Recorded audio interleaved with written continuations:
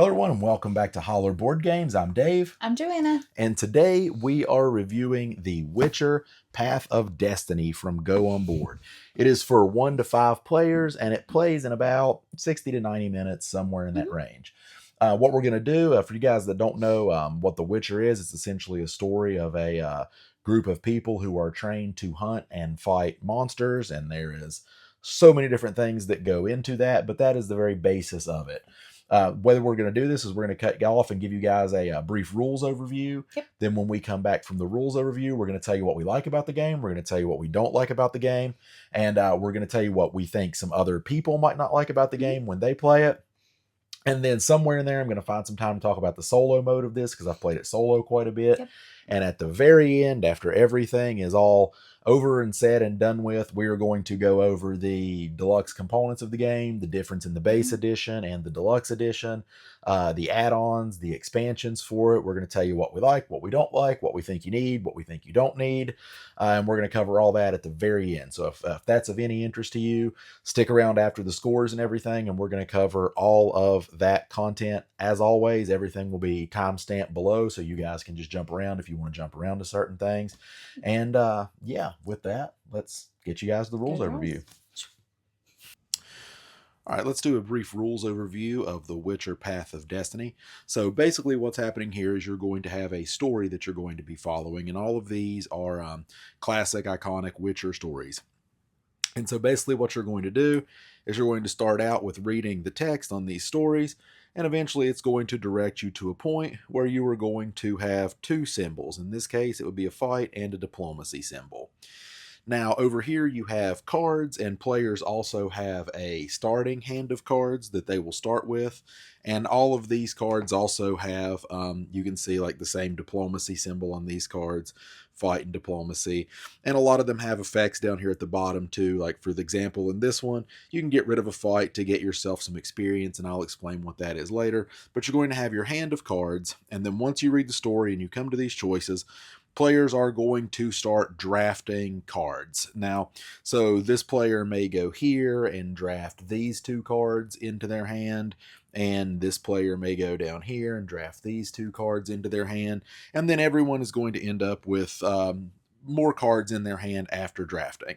Now, after you do that, what you're going to do is you are going to play 2 cards from your hand to what is called your timeline.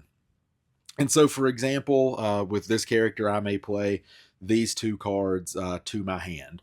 And that will give me a fight symbol, 2 diplomacy symbols, and then if I want to, I can get rid of this fight symbol by putting a marker on it like this, and it will no longer count towards my points at the end of the game, but I will get 3 experience points for that.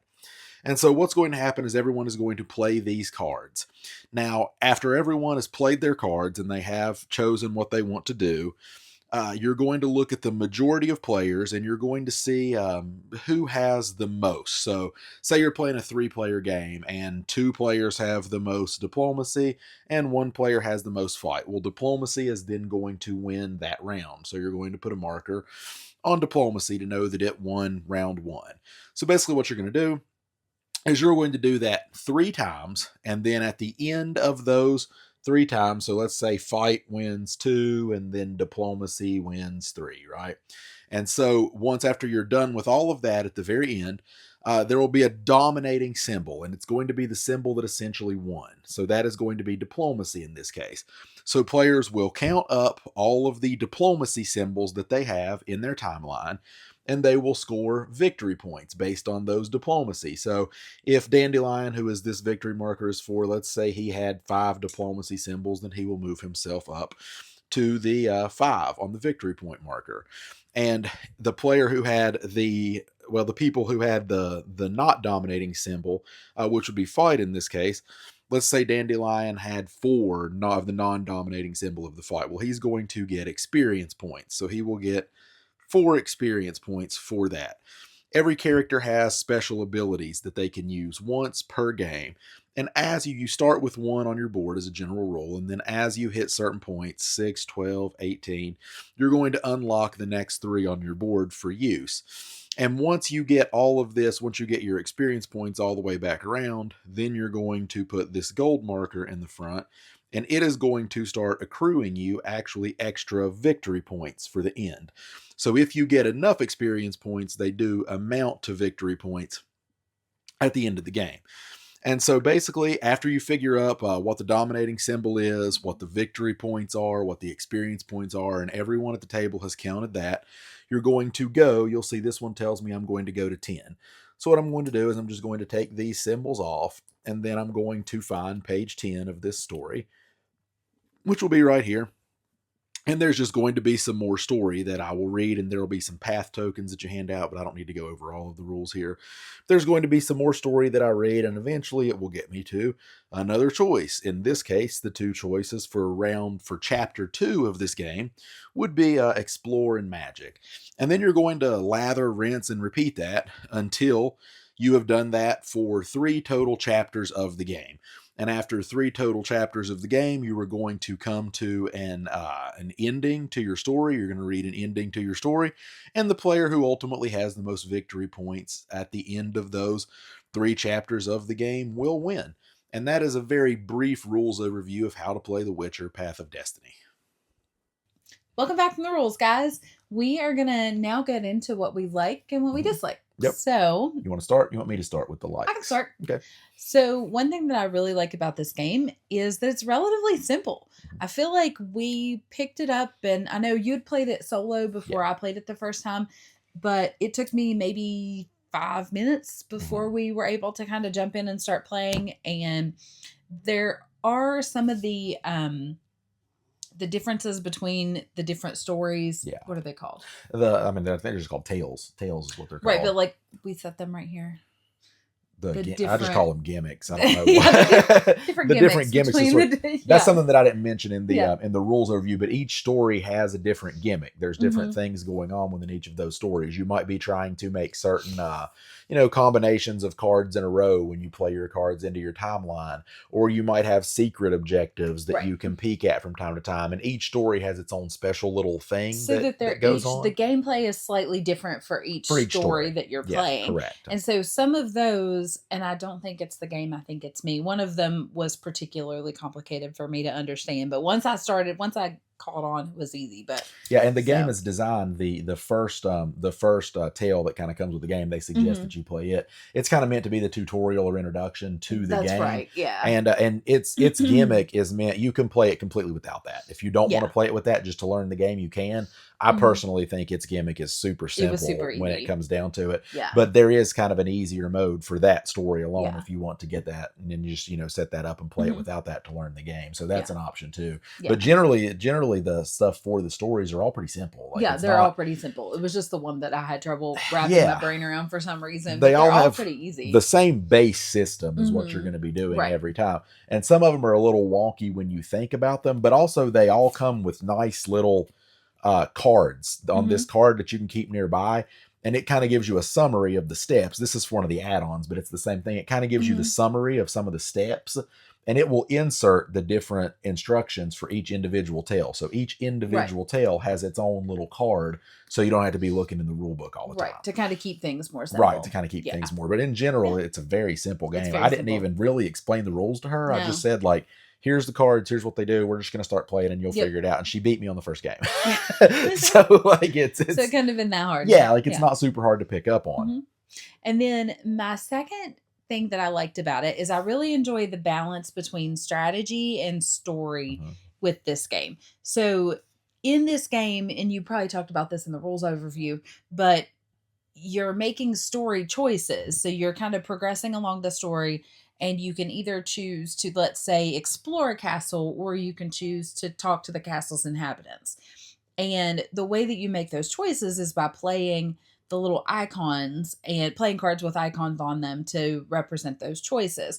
And it may be that you really think the right thing to do is to explore the castle, but you have all of these diplomacy icons and you have no explore icons. And so and do you want to win, or do you want to do what you think is right in the story? Right, exactly.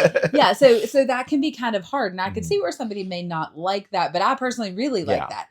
It adds a different level of strategy. It adds some, you have to think about things a little bit more. So I really enjoy that. Yeah, and for me, it's one of those things where you're never, you never really lose, right? Mhm. Like one player clearly wins. There's always one Right. player that wins. But as a general rule, you're all still kind of working together to achieve the same goal. It's just a matter of how you do that goal and who does it most effectively Right. as to Right. how that works. And You're so, still progressing the story yeah, no matter what yeah, you happens. never Yeah. end the game and feel like, well, we just absolutely lost that Mhm. one. Now with the monsters, you can. With some of the Yeah. add-ons and the expansions, you can absolutely lose. Mhm. But in the base game, it's not, you never feel like, man, we really lost that story. There are like 8 different endings to each different story that you do.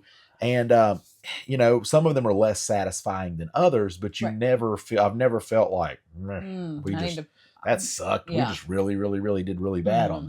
that." And so, anything else on your list Yeah. of likes? So my next thing on my likes is the different modes. So we have different modes that we can play it in. You can it can be one against many where Mhm. you're battling the wild hunt and the other person's playing as the Yep. wild hunt, or you can work cooperatively to fight the Yep. monsters. And I like those different ways of playing the same games. And it uses the same system for Mhm. the most part. There's some slight variations in it, but it uses the same system for the Yeah. most part. But it's just kind of it's Right. cool to have different ways to play Yeah. the same game. And all of those are add-ons, and I don't know what the plans are to Mhm. sell those. Okay. The base game, which, like I said, we'll go into all of Mhm. that at the end, but the base game is just the tales, just the Yeah. stories, and then the legendary monsters and the wild hunt stuff are all Mhm. add-ons. And I don't know what Go On Board's plans to sell that are, how they're Right. going to monetize that. I have absolutely no Mhm. idea when it comes down to that, what that'll be Yeah. like. Anything else? Then the last thing for me was really the fact that this kind of feels like a skin. Yeah. And normally that would be a negative for us, but this particular system is brilliant. So the gameplay of this system, the way that it works, the mechanics are really brilliant. It's really fun, and we really like the idea of being able to play this same system with different stories in Yeah. a different world. And we really feel like this system could lend itself to that pretty easily. Yeah. So that's a like for me because I really love the thought of the possibilities that could come along with Mhm. this. So Yeah, and it's weird to say that it's a skin is a like is a positive thing, Right. because usually I agree with you. Usually that Mhm. would feel like a negative, but with this game, the stories are what keep it feeling thematic. Right. You know what I mean? Like those stories and the theming of it is really, really strong in Mhm. that world of The Witcher. And all of the tales in this game are iconic, classic Witcher Mhm. tales. They're all stories out of The Witcher.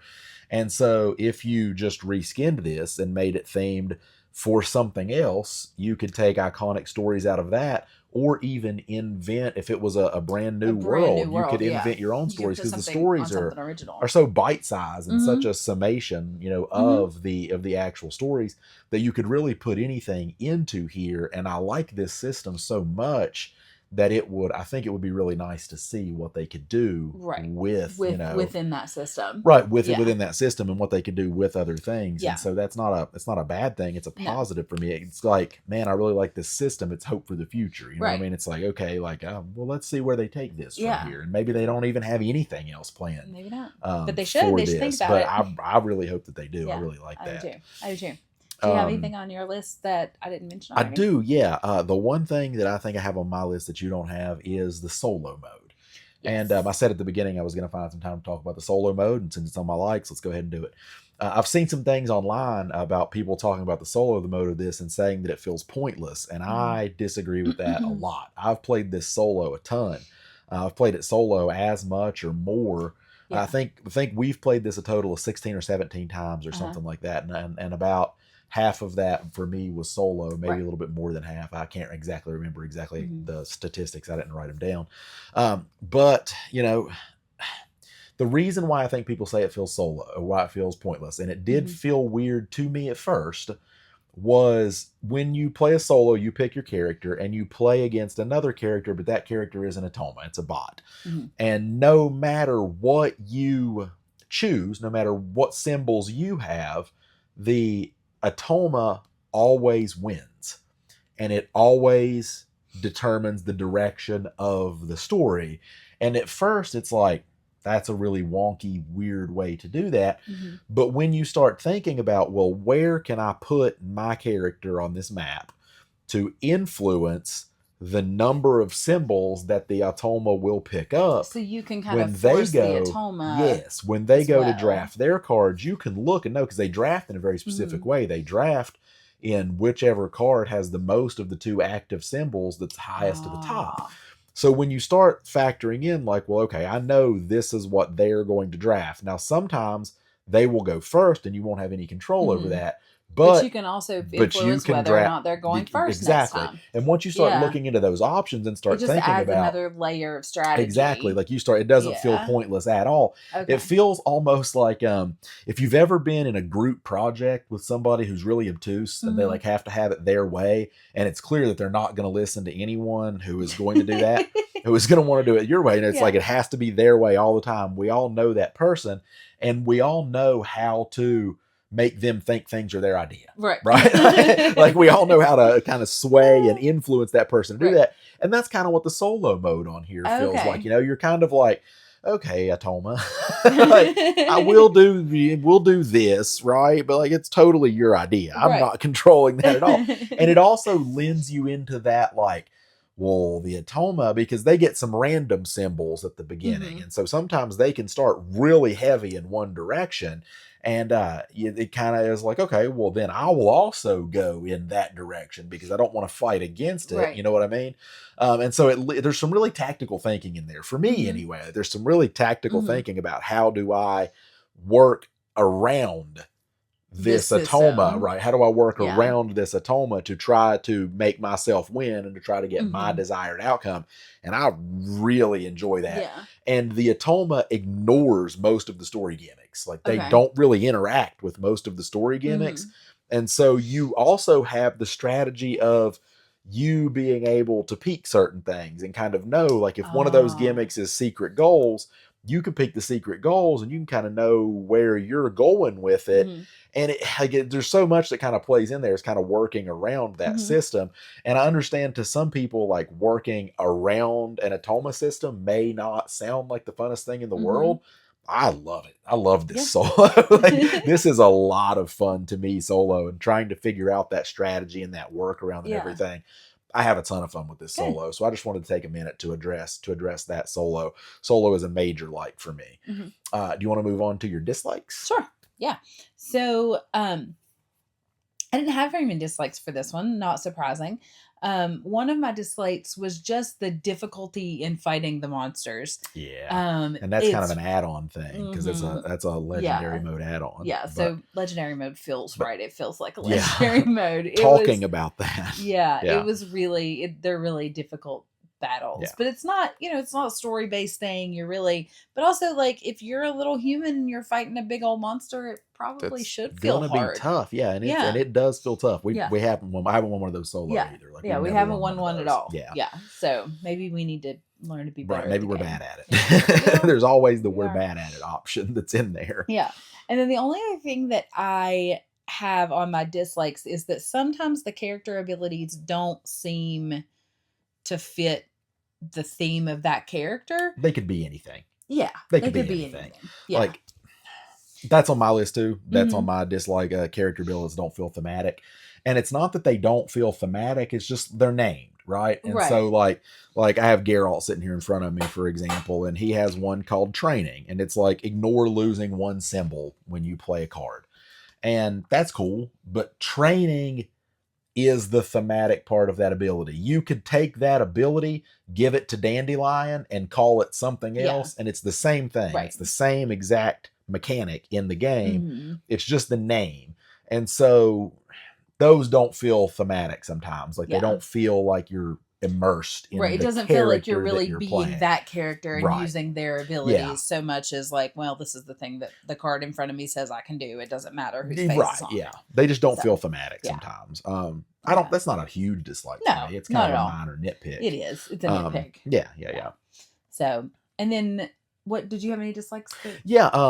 So the rest of my dislikes are going to be kind of, minor, and they're going to be based around other things.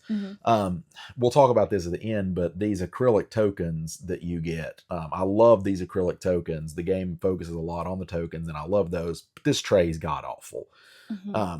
they fall over, they slide, they're tough to put back in there. I don't like the acrylic token tray. And yeah, you could just pull them all out and put them in a pile on the table, but that's not, it's disorganized and it looks horrific. And then they still slide around. I don't like that. That's super minor. And that's only if you're getting the acrylic trays. I'm probably going to put like some grip tape or some of those like a cabinet tape that you put in the bottom of your cabinets just to keep them from sliding around. It really is only a problem with the square ones. Yeah, the rest of them seems to do okay, but the square ones are. And the other thing is also it's an issue with stretch goals and add-ons and things like that. But there are some of the stories that are only playable with 3 to 5 people. Yeah. And so there are 2 stories in the stretch goals box. All of the base game ones are playable 1 to 4. In the stretch goals box, there's 2 stories, Skellige and I can't remember what the other one is. But they're only playable with 3 to 5, and we haven't played those because we haven't had a group to get this to the table. We've been super busy, and we just haven't had those 3 to 5 people. And now, once again, that's only with the stretch goals. But that is going to bring me to a kind of another dislike that I have with the game.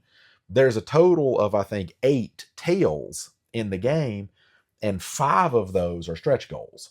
So there's more stretch goal stories than there are stories in the base game. Oh, I don't think I realized that. And I don't know what the plan is to monetize those. Right. But if you buy just the base game, understand that you're only getting 3 of those Witcher tales. Stories. And which it's very clear. It's not deceptive in any way at all. It tells you exactly what you're going to get. Right. But to me, having more available in the stretch goals and not, I guess, adding those to the base game in some way. And I'm sure it was done not to jack up the price of the base game. Right. But it just kind of feels weird having more options in a stretch goal system than it does in the base game.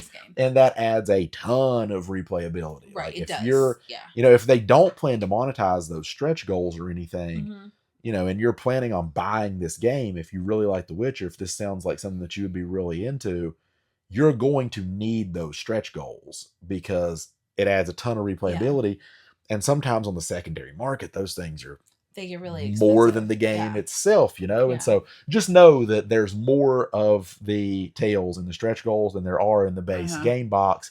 And if you're planning to buy those on the secondary market, or if Go On Board does not monetize those individually as a package or something like that, just know that you're going to probably have to buy those on the secondary market for a premium if you want all of the tales in this game. Other than that, I mean, I think those were kind of my only dislikes. That just felt kind of wonky to me to have the majority of options in the stretch goal box. That's kind of a big one. So what are some things you think other people might not like? So I mentioned this before, but the balance between having to balance what you want to happen story-wise and then also strategize what you need to do to be the most likely to win. I could see people not liking that, getting frustrated with that system. Wanting to see the story go a certain way, but having the symbols to make it go the other way. Yeah. And having to choose between, do I want to hear the story that I want to hear, or do I want to win? Right. Exactly. Exactly. Yeah, I can see that being frustrating as well, for sure. And then also we talked about it being a skin, and I feel like that's something that other people may not like. Yeah. But we talked about that a lot already.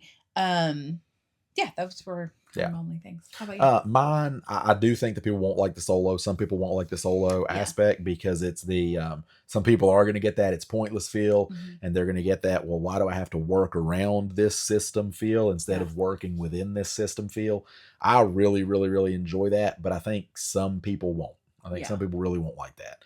And as evidenced by what I've been reading online, some people really don't like that. But I wonder if it's just an experience thing. Because the first couple times I played it solo, I didn't really care for it either. And then I started to pick up on it.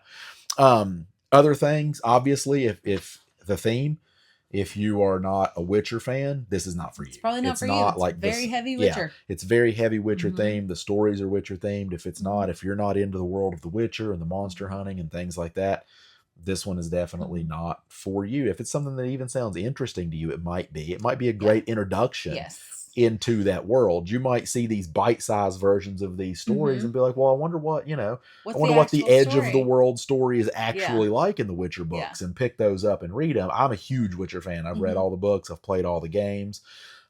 We have the Witcher Old World from Go On Board, which I love as well. I had the original Witcher adventure game And I even went as far as to download it on Steam so I could play it on my computer. Like, I love The Witcher. Yeah. So for me, it's right there. Something else that I think people might not like is the art of this. The playmats and everything to me are beautiful and they're very beautiful. thematic. But when you look at some of like the cards, like there's nothing special about this card. It's just a faded image and some symbols. For me, this presents me all of the information that I need. I don't need a ton of super fancy card art. I don't need things gumming up the mission of what I can see of the colors. I know this is a yellow card. I know exactly what it does. I don't care what's here. Sometimes there are pictures of specific people on here, and it doesn't feel like those. Like, it doesn't feel like a card with Geralt on it is better at fighting monsters than a card with Dandelion on it. You know, like it just doesn't translate into that for me. So I can see some people not liking the art and thinking that it's bland or whatever. It presents me all of the information that I need. I really like the way that it looks on the mat. I'm a fan of the art, but I can see that. I think it kind of fits with the theming personally. Absolutely. I mean, it's, you know, kind of dark, kind of simplified. It fits with the theming in my opinion. And I like it. It's fine. I like it. But I can see some people not. Yeah, me too. One of the other things, and this is my main thing that I'm going to say that I think will really get to people about this game, and it hasn't affected us at all. But boy, this one can be prone to analysis paralysis. Oh, it can. It has affected me. Yeah. Sometimes. Neither of us are bad for analysis paralysis, but we have some, people that we play with, and so like they really want to understand all the that every single thing, and so they have a handful of cards. Sometimes you've got 10 cards in your hand, and then you're trying to draft here. And you're trying to figure out which cards I need to draft that match perfectly with these cards that I have in my hand. And if you have cards that stay here may play into the rest of the game too. Because then you draw the cards, then you play them all at once, and everyone can play their cards at the same time. But if you have that analysis paralysis person who's really trying to figure out how the cards that are left up here when they slide up to the top are going to play into the next hand of the game and what this draft order is, everybody else could play these cards in 30 seconds. These are the two that I'm playing. Here they go. And the analysis paralysis person can be sitting there for 5 minutes, and everybody else is playing on their phones and, waiting, it could pull people out waiting for that person to do it. And I think it's really, really, really prone to analysis paralysis. So if you play with a group of people who get analysis paralysis, you're going to jack the time up on this one a lot, I predict. Maybe just get a timer. For us, it is super quick. Yeah. We average around 50 minutes to an hour on this game. It's an easy weeknight game. Yeah, and that's for two. Yeah. That's 2 people. But if you had 4 or 5, I can see it being an hour and a half, hour 45 minutes, maybe even 2 hours. But that's not long. I don't consider that long. I don't either. And a lot of the things are happening simultaneously. Yes. Like you're drafting kind of simultaneously. Right. But if you have that person who holds up the whole progress, or if you are that analysis paralysis person, God bless you, you're going to struggle with this one. Just give them a little timer. Yeah, you're going to struggle. So, we're going to do this in 1 minute. That will make somebody not like this game because then there's pressure. You know what I mean? Then there's a lot of pressure. So just understand it is prone to analysis paralysis, and it can happen. And I think that will be the thing that once you get groups of this, especially in 4 or 5 people, if you have 2 or 3 people that are prone to analysis paralysis, I can think of some people that I maybe would want to play this with. You're going to see the score you're going to see the time just go way up on this game. And then the probably the most frustrating part is you're probably going to lose to them. Probably, right? Because they're going to be thinking about everything. So understand it's probably going to be prone to analysis paralysis. I can see some people don't like that. It doesn't affect us, but that is something that I felt like mentioning, and that was the clear place to do it. That's my list of what other people may not like. So I guess we are ready to move on to scores. Yeah, so we are. I gave it an 8. Okay. It was a really solid game for me. We've already played a lot because it's such a solid game. We started playing it. We both loved it. And so it just made sense to keep it on the table for a while and play a lot of it. And I don't think that's going to change. I think this game is one that is, we could probably step away from it for 6 months or a year and relearn it in half an hour. And so I think it would be really easy to get it back on the table. And it's got really good replayability in that there's stories that I really want to get different endings on. And so I see myself wanting to play this game. Yeah. And none of the gimmicks are miserable enough. Like all of the gimmicks are fun. There's Yeah, none of they them that are are. like, man, I Yeah. like that story, but I really I hated like that that gimmick. gimmick. No, Yeah. they're all good. They're all good. Yeah. Yeah, I agree. I agree. How about you? This is a 10 for me. This is a 10 Ooh, game for me. dang. I Okay. know that's probably going to surprise some people. Yeah. Surprise me a And this little. is my first 10 on the channel. Yeah. But honestly, I set this out and it's all I've played for the 2 or 3 Mhm. weeks that we've had it. Like I said, I'm almost upwards of 20 plays on it. Mhm. And I don't have a desire to play anything else. Like I Yeah. want to play this. When she and I have come down here to play a game, it's like I want to play Witcher. Yeah. And when I want to play something solo, I want to play Witcher. I've had no desire. I was in the Mhm. middle of Elden Ring. I love Elden Ring. I haven't put it back on the table since I got this. Right. I'm in the middle of a Betrayal of the Second Era campaign solo. Uh-huh. I haven't put it back on the table since I Yep. got this. This is one, and part of it is probably because I'm such a big Witcher fan Yeah. also. But part of this for me is like, I know how the story's ended, Mhm. and I want to see all 8 of those different endings for each individual tale. I want to know Uh-huh. where they go. I want to know how they compare to how it actually Mhm. happened. And I enjoy the solo mode of it. So that's something that I can work on. Mhm. There's really not one thing about this game that puts me off from playing it. Yeah. A lot of games I love, but I'm like, man, it's just so long. I don't Right. feel like setting it up tonight, you Yeah. know? This sets up quick, plays in an hour. It's like whatever, you know? I don't. This is one I don't ever see myself even considering getting rid of. I Mhm. don't see myself even considering trading it. This is top of the list for me Mhm. as far as strategy games go. It's one of my favorite Yeah. games. I'm not super surprised. I knew you would be high on Yeah, this one. I yeah. didn't know you were going to be a 10 though. Yeah, it's a 10. That's cool. It's a 10 game for me. It's Awesome. the first one on the channel, and it's one of the only few 10s. I've got maybe 5 or 6 games in my Yeah. collection that I would give a 10 to, Cool. and this is definitely one of them. I love this a lot. I'm a huge fan of this game, and I think if you're a huge fan of The Witcher and a huge fan of strategy games, Uh-huh. I think you'll really Yeah. really dig this a lot. We definitely both would recommend it highly. Yep, for sure. All right, guys, that's our review for Witcher Path of Mhm. Destiny. Stick around. We are going to do all of the add-ons and the deluxe components and all that good stuff, our thoughts and opinions. As always, thank you guys for watching. Please like and subscribe below.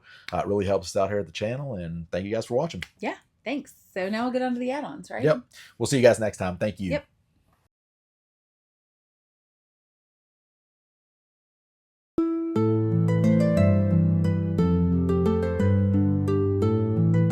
All right, guys, thanks for sticking around after the review to go over the deluxe components and the add-ons and the differences and everything else. And Go On Board has made this easy for me. I love this. And this is not something that typically gets done. But they gave me these little sheets in the boxes, one for the base game and one for the stretch goals, Mhm. that tells me the differences in the deluxe versions and the regular versions. So let's just start going over those, starting with the base box. The differences in the standard edition and the deluxe edition, and then we'll do the add-ons and the paid content and stuff after that. So the first thing here in the standard edition is single layer player boards, and the deluxe edition is double layer player boards. I will always say pay more for a double layer. We have the double layer board. player boards. Mhm. They are super good quality. Yep. You have side quests that you get when you go on this. And they've even thought to give you a little cutout in the back of this to slide your side quest card into so that it doesn't go too far in there. It's lovely. Little thoughtfulness in components and things like that will win me over every time. Too. Double layer player boards are one thing that that will nearly always sway me into purchasing a deluxe edition, and publishers have 100% figured that out. The single layer player boards are great for sometimes, and if you don't care about them, then you don't care about them. But these are really good quality double layer player boards. So that's the difference in those. We have standees versus minis on this board. So you can see the standees come with the regular and the minis come with the deluxe, and honestly, they don't matter. It doesn't matter. If you're a huge fan of The Witcher, then go ahead and get the minis. Sorry, I'm trying to find the standees. The deluxe edition does come with the standees, and they're good. They're good standees. They're good quality standees. I don't know if I can find them. I'm just making a lot of noise and not really doing any good. I should have got those out beforehand. But this is the informal part of the review where I'm allowed to do all that stuff. But yeah, the minis here they're really good quality. They're fine. They have scoring miniatures too that come The scoring with miniatures the I really game. like. The scoring miniatures I Yeah, really they look like. really I cool. like those. They look really nice. The minis They're here are like a- super good quality. Don't get Mhm. me wrong. They're really good Yeah, quality they are. minis. They're They are. fantastic. Even the ones for like the legendary Mhm. monsters. These don't come with standees. The deluxe ad the bolts, The bolts. the add-ons. The add-ons. The There we go. add-ons. Sorry guys, our power's been flickering and It's been a weird it's Easter day. Sunday. It's been a long week. Yeah. So yeah, those things. But the minis here are really good quality. If you Mhm. love the world of The Witcher and you want to paint some Witcher minis, or you just want to have, you know, some good minis on the table for these, the minis are fantastic quality. But just understand the standees are great quality too. They're not. It's not like you're picking them up and moving them a ton. It's not like they're representative of anything on the board like a dungeon crawler. They're just markers for where they're you just put markers. your stuff. Yeah, that's so all really, they I mean, are. they could be It could be a coin. Yeah. It could be a flat token. It could be anything. Yeah.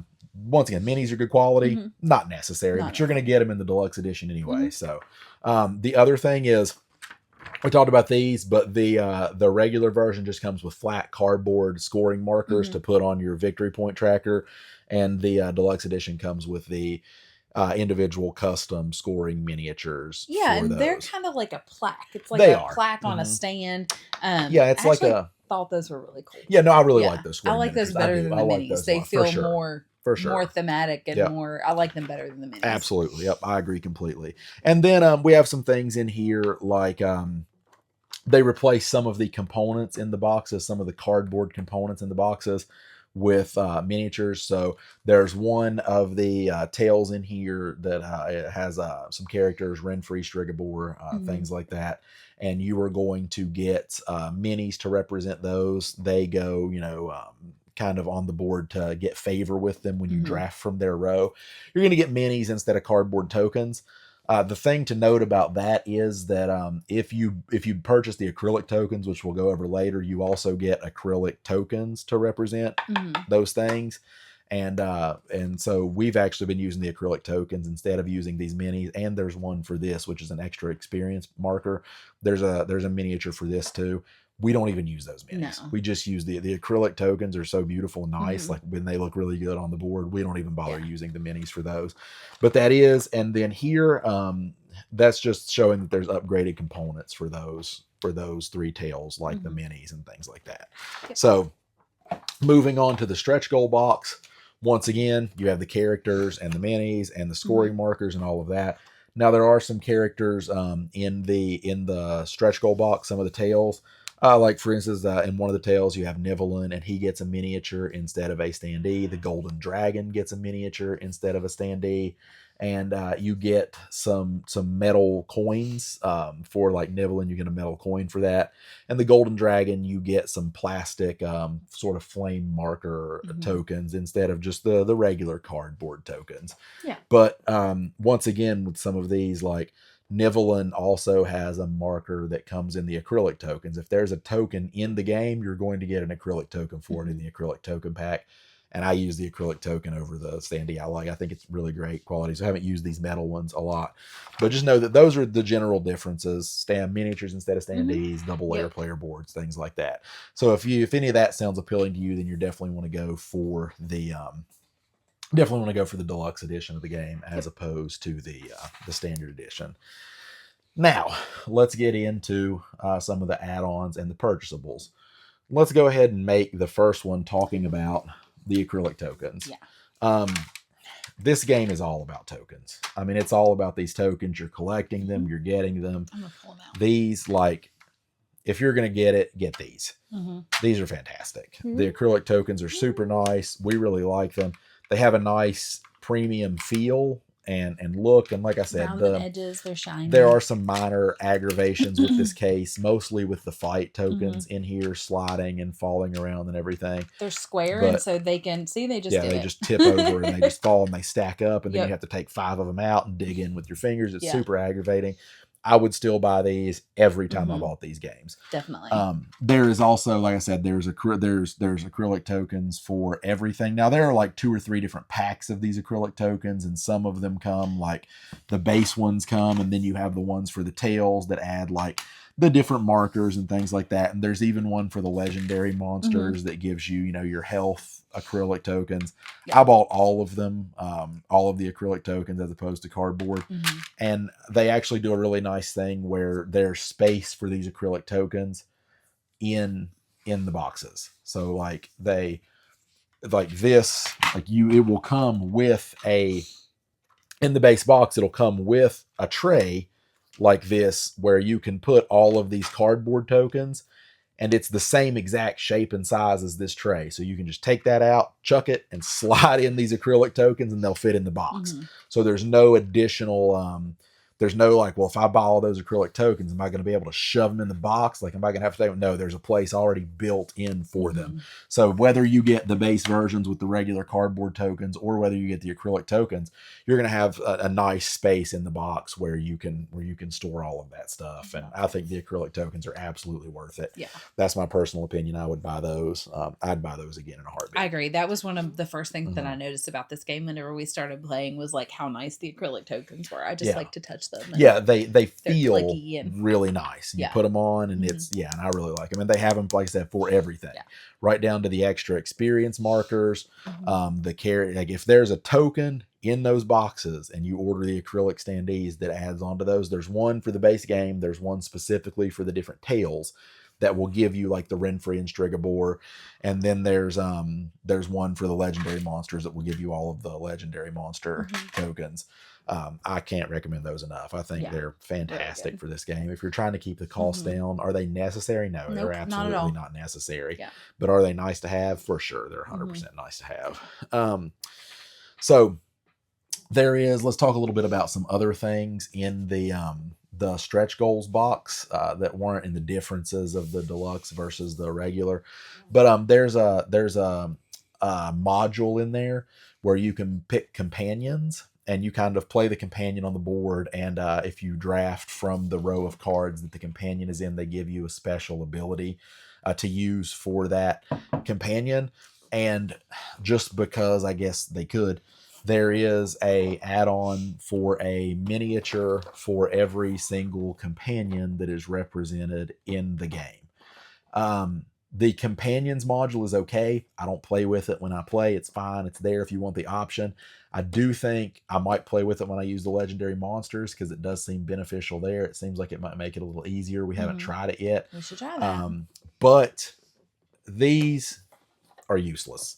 I mean, the only thing for these is if you really want to paint some Witcher miniatures and you're really into that lore, and there are, companion miniatures in here for Eskel and Lambert and things like that, you will, if you really like that lore, then these are great for you if you just want all of the minis to have. I mean, they're cool looking. No, they're great minis. Cool the minis are super high quality, but just understand they're largely useless. You don't need them for the game. Yeah, you don't need them for the game. You don't need them to use the companions.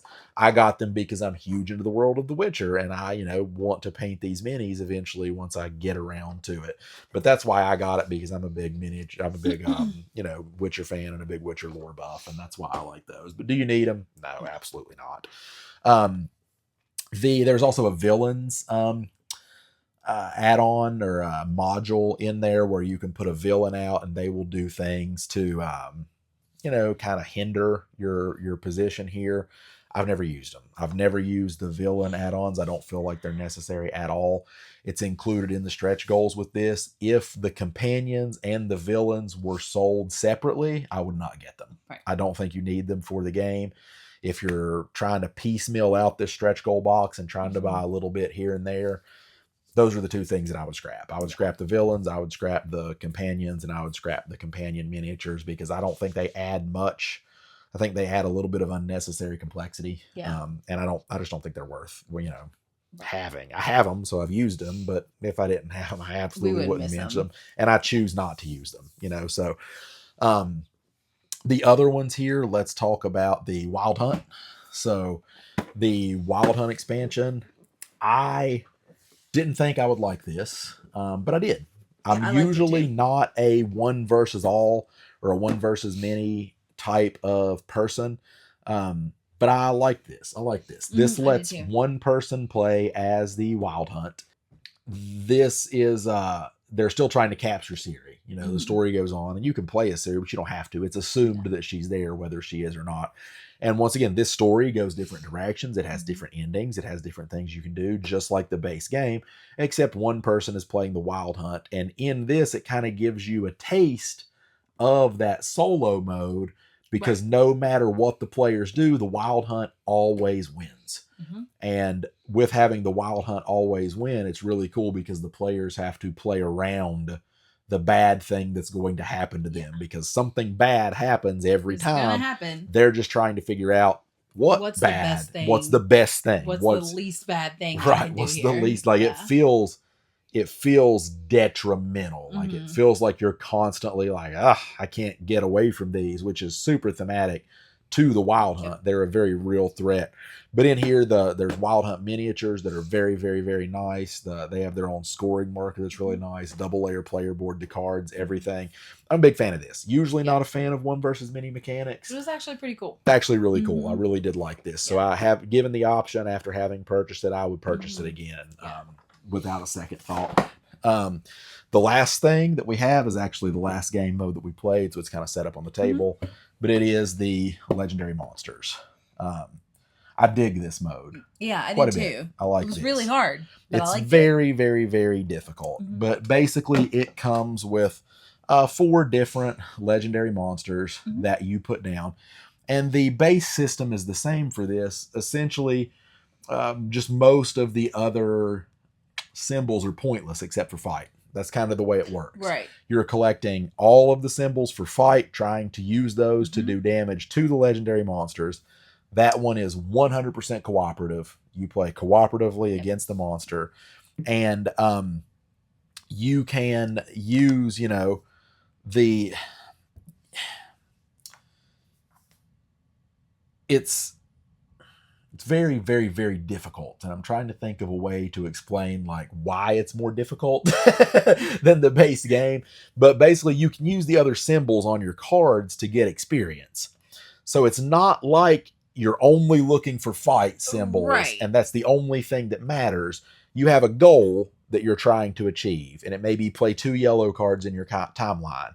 And if you play 2 yellow cards in your timeline, then every single diplomacy symbol that you have gives you an experience at the Right. end. And those experiences, when you are playing at the end of the game, the regular game, the experience up here gives you extra victory points once you loop back Mhm. around that track. In the legendary monsters, the extra experience once you loop back around that track gives you that much damage to the monster at the end of the game. So it's kind of like a last ditch effort. Right. Kind of like a big hit at the button. And I wonder Right. if we haven't just been playing it It's possible. in such a way that like we need to focus more on getting fight and less on getting the experience. It's possible, points. yeah. But there is a lot of strategy here, and there is, and I think we just probably haven't figured it out yeah. yet. And if you're looking to make this system into a Mhm. cooperative game, we prefer cooperative games. We play a Yeah. ton of cooperative games. If you are looking to make this system into a cooperative game, absolutely get that legendary monsters. It is Definitely. super fun. It's also very thematic because it's just The Witcher. You're fighting Right. legendary monsters, like Mhm. what's more Witcher than fighting these monsters? Mhm. And so if you like that, if you just want to fight monsters within this system, absolutely pick up that legendary monsters. And if you want something that is purely cooperative and something that is really difficult, if you want something that's like Really challenging, really going to press you to be the best that you can be at this game, then that legendary monsters is for you. We've played 2 of the 4 legendary monsters included.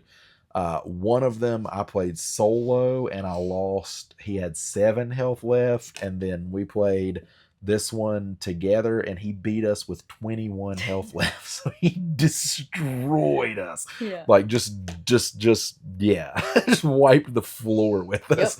So there's clearly a strategy there that we haven't figured out yet.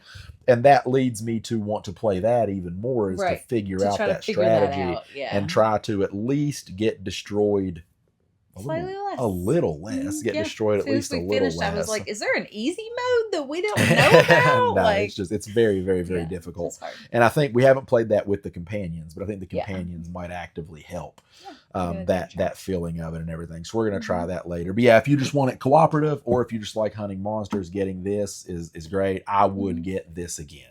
Definitely. The only thing out of all of this that I think is, entirely kind of unnecessary are the companions and the villains. Everything else I've had a lot of fun with. I've had a ton of fun with, and I would buy it all again. Like I said, I mean, if you watch the review, I gave this a 10. So this is a great game for me. So it was really good. I think that covers all of the add-ons and all of that good stuff. So yeah, also all of these things, they all come with their own little rule books that you can use and everything. And I really like that, having everything separate that'll just tell you a little bit about what it is, and you don't have to drag out main big rule books to look at everything. Yep. All right, guys. Once again, thanks for watching. That covers our complete review and conversation of everything having to do with Witcher Path of Destiny. Definitely. Thank you, guys. We'll see you next time. Yeah, see you next time. Bye.